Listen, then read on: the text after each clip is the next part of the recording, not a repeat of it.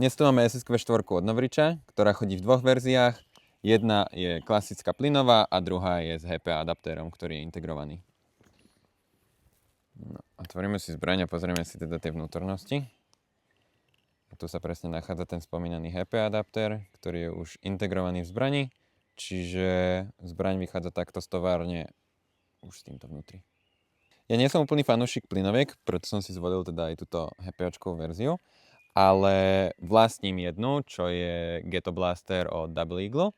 A jednu vec, čo chcem vyzdvihnúť na tejto Novričovke je, že na to, že je to plynovka, tak to má TDC-čkové koliesko z vrchu, čo je pre mňa strašná výhoda, lebo vždy, keď som nastavoval svoj Ghetto Blaster, tak musím vyťahnuť celý receiver, teda otvoriť celý receiver, vyťahnuť celý bolt a nastaviť to a potom to znova zavrieť.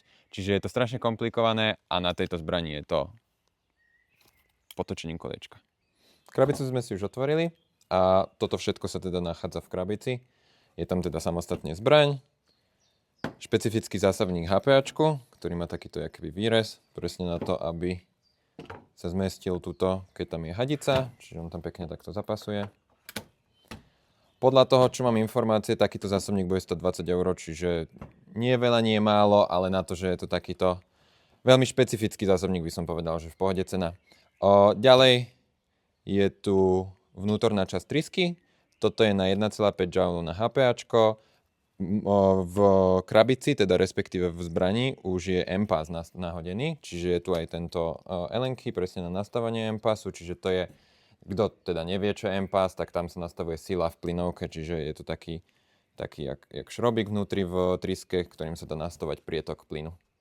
A posledná vec, chodí tu rod, čiže tyčka hore v bolte, to si tiež potom vieme ukázať a vyzerá, že chcú, aby sa to menilo každých 8000 rán. 8000 úplne není veľa. Dal som dole upper receiver, vyťahneme si celý bolt a ako si už GBBčkari mohli všimnúť, tak je to half bolt, čiže je rozdelené takto na dve časti a súčiastku, ktorú nám poslali spolu v krabici, je presne tento horný rod.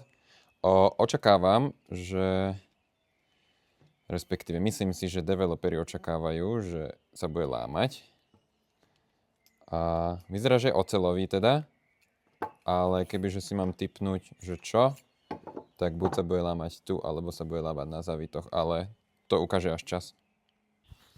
MPAS sa teda nachádza v tryske, nastavuje sa s tým malým kľúčikom, ktorý sme dostali v krabici a tuto, neviem, či je to dobre vidieť na videu, je taký malý šrobík a doňho treba trafiť ten kľúč. Musí to byť citeľné, že do neho zapadne. No, je tam. Teraz si ho už iba nastavím podľa potreby. Strieľam na 50 metrov so 40 guličkami a 1,5 Joulovou zbraňou.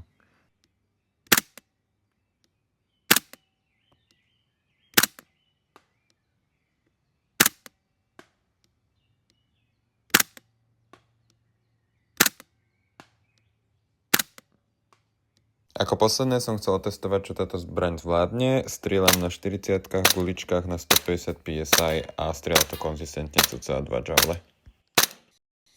Ukončíme to teda ako obvykle pocitami a dojmami z tejto zbrane. Musím povedať, že konzistentnosť je veľmi dobrá, ale takto často počúvam ohľadne plynoviek, čiže za toto som veľmi spokojný, vedel som triafať na hre malé terče, respektíve cez malé škáry, pozdravujem Ivkačika, čiže ja som nadmieru spokojný, je konzistentná, triafa presne, vie hopovať veľké gule, jednoducho sa nastavuje, čiže za mňa 9 z 10. Okay, bye.